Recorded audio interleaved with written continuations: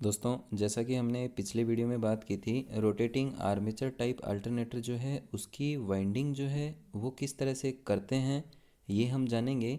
तो देखिए, यहाँ मैंने 3 फेज़ 4 पोल 36 स्लॉट डबल लेयर वाइंडिंग जो है वो मैंने उसके जो डाटा हैं वो मैंने निकाले हैं।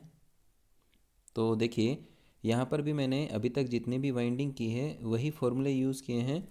देखिए, टोटल इलेक्ट्रिकल डिग्री ये हमने ऑलरेडी डिस्कस कर लिया, स्लॉट पर पोल ये भी हमने कैलकुलेट कर लिया, कोयल पिच जो है ये भी ऑलरेडी कैलकुलेट कर ली, इलेक्ट्रिकल एंगल पर स्लॉट ये जो है आपका 20 डिग्री आएगा।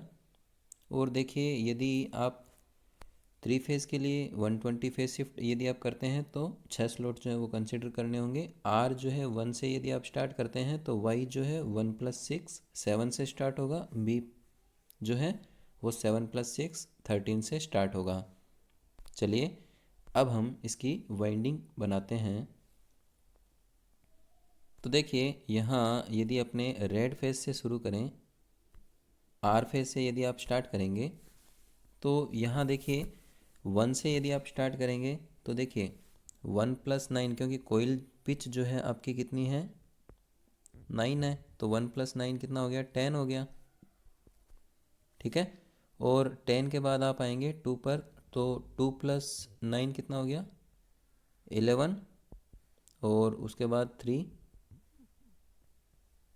ये आपकी एक सेट जो है वो तैयार हो गया। अब यदि आप सेकंड सेट की बात करेंगे तो आप कहाँ से स्टार्ट करेंगे 10 से स्टार्ट करेंगे। तो देखिए, यहाँ यदि आप 10 से स्टार्ट करते हैं तो 10 + 9 कितना हो गया 19, 11 12, ये आपका दूसरा सेट तैयार हो गया। इसी तरह से आप तीसरा सेट जो है वो 19 से 18 तक जाएगा, 20,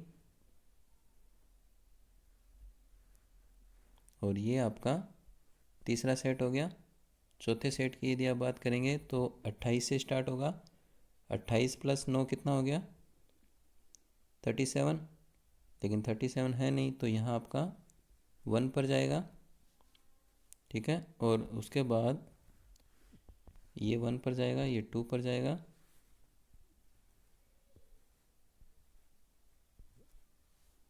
और ये वाला जो है ये आपका 3 पर जाएगा। तो इस तरह से आपने तीनों जो हैं वो सेट तैयार कर लिए।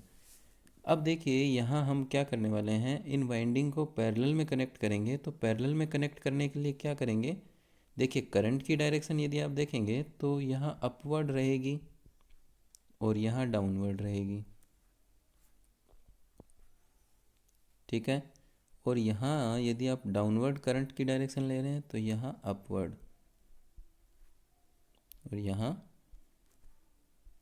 डाउनवर्ड। ठीक है, अब देखिए यहाँ जैसा कि आप देख पा रहे हैं कि यहाँ दोनों में डाउनवर्ड है, तो इसका मतलब ये क्या हो गया, एक कॉमन हो गया। और दूसरा यहाँ देखिए, इसमें और इसमें दोनों में क्या है अपवर्ड है, यहाँ पर भी अपवर्ड है और यहाँ पर क्या है डाउनवर्ड है। तो अब क्या करेंगे कि जो अपवर्ड है ये वाला और ये वाला क्या कर देंगे आप कॉमन कर देंगे, और दूसरा जो है आपका ये वाला टर्मिनल और ये वाला टर्मिनल जो है ये भी आपका क्या हो जाएगा कॉमन हो जाएगा। तो इसको आप इस तरह से कह सकते हैं कि ये आपका यदि लाइन का टर्मिनल है आर, क्योंकि आपने आर फेज बनाया है अभी तक, यदि ये आपका लाइन का टर्मिनल है तो ये आपका क्या हो जाएगा न्यूट्रल हो जाएगा। ठीक है, तो इस तरह से आपने क्या कर दिया, एक फेज़ कंप्लीट कर लिया। इसी तरह से आप वाई फेज़ जो है वो भी तैयार करेंगे। वाई को कहाँ से स्टार्ट करेंगे, देखें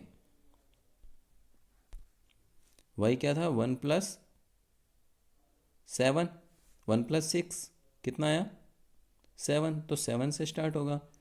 आप 7 से स्टार्ट करेंगे लेकिन कोयल पिच उतनी लेंगे 9, तो 7 + 9 कितना हो गया 16।